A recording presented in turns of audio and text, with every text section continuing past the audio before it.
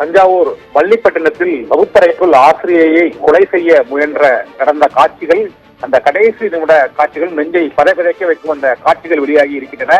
வகுப்பறையில் பாடம் நடத்தி கொண்டிருக்கும் போது மதன் என்ற இளைஞர் அந்த ஆசிரியையின் கழுத்தில் கத்தியால் குத்தியதால் படுகாயமடைந்து உயிருக்கு போராடிய நிலையில் அந்த வகுப்பறையில் இருந்த மாணவர்களே அந்த ஆசிரியை காப்பாற்றுவதற்காக தூக்கி சென்ற காட்சியையும், உடனடியாக அவரை மருத்துவமனைக்கு கொண்டு செல்லும் போது அவருக்கு உயிர் இருந்த காட்சியும், அவரது கண்களில் அந்த உயிர் போகும் அந்த அச்சம் மற்றும் பதட்டம் இருந்த காட்சிகளும், மாணவர்கள் ஆசிரியை தூக்கி கொண்டு என்ன செய்வது என்று இயலாமல் பள்ளி வளாகத்திற்கு வெளியே அவர்கள் பதைபதைத்து நிற்கும் அந்த அதிர்ச்சி காட்சிகளும் இப்போது வெளியாகியுள்ளன. வகுப்பறையில் பாடம் நடத்தி கொண்டிருந்த ஆசிரியை ரமணியை அவரை ஒருதலையாக காதலித்த மதன் என்ற இளைஞர் திருமணத்திற்கு சம்மதிக்காததால் வகுப்பறைக்குள் வைத்து குத்தி கொலை செய்ய முயன்று அவர் கொலை செய்யப்பட்ட அந்த சம்பவம் ஆசிரியர் மாணவர்களுக்கு மட்டுமல்ல ஒட்டுமொத்த தமிழகத்தையுமே அதிர்ச்சிக்குள்ளாகி இருக்கிறது.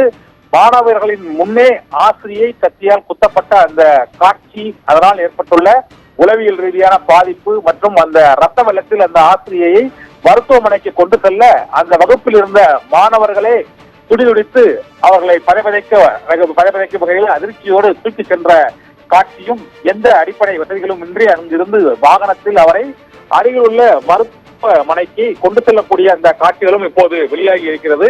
இந்த காட்சிகளை பார்ப்பவர்களுக்கு ஆசிரியையை கொல்ல முயன்ற சம்பவமும், அந்த நபர் ஆசிரியையை கண்முன்னால் மாணவர்களின் கண்முன்னால் குத்தி கொலை செய்ய முயன்ற சம்பவமும், அந்த ஆசிரியை உடனடியே வகுப்பறையில் இருந்த மாணவ மாணவிகளை தூக்கி கொண்டு மருத்துவமனைக்கு கொண்டு செல்ல முயன்ற நிகழ்வும் பள்ளிப்பட்டினம் பகுதியில் அதிர்ச்சியையும் சோகத்தையும் ஏற்படுத்தி இருக்கிறது.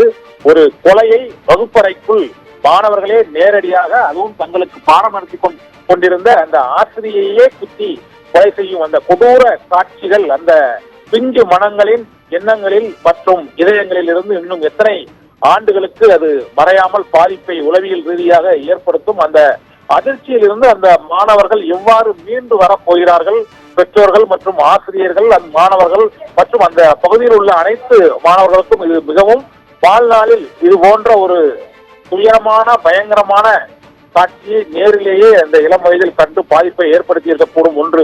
மற்றொன்று, பள்ளிக்கூடங்களில் ஆசிரியர்களுக்கு என்ன பாதுகாப்பு இருக்கிறது என்ற கேள்வியும் நமக்கு எழுகிறது. ஒரு அரசு உயர்நிலை பள்ளியில் அந்த வகுப்பறைக்குள்ளேயே ஒருவர் நுழைந்து ஆசிரியை மீது கத்தியால் குத்தி தாக்கும் அளவுக்கு அங்கு ஒரு பாதுகாப்பற்ற ஒரு சூழ்நிலை. தனியார் பள்ளிகளில் தான் அந்த காவலாளிகள் இருப்பது வழக்கம். அரசு பள்ளிகளில் அத்தகைய காவலாளிகள் இருந்தாலும் பணியில் அவர்கள் துணக்கமாக இருப்பதும், இந்த பெண் ஆசிரியை 26 வயதில் வகுப்பறைக்குள் பாடம் நடத்தி கொண்டிருந்த போது அவர் கொலை செய்யப்பட்ட அந்த அதிர்ச்சியான சம்பவம் தமிழகம் முழுவதும் நெஞ்சை உலுக்கும் ஒரு சம்பவமாக, போக துயர நிகழ்வாக நடந்திருக்கிறது. அந்த ஆசிரியை கடைசி நேர அவர் உயிரை காப்பாற்றுவதற்காக கடைசி நிமிடங்களில் அந்த மாணவர்கள் முயற்சி செய்த அந்த காட்சிகள் தான் இப்போது வெளியாகி இருக்கின்றன. பள்ளி வளாகத்திலிருந்து மழை பெய்து கொண்டிருக்கிறது. அந்த கொட்டும் மழையில் சாலையில் உயிருக்கு போராடி கொண்டிருக்கும் ஆசிரியையை கையில் ஏந்தியவாறு வாகனத்தில் ஏற்றி செல்வதற்கும் ஆம்புலன்ஸுக்கு அவர்கள் காத்திருக்கக்கூடிய அந்த காட்சிகளும் இப்போது வெளியாகி இருக்கிறது.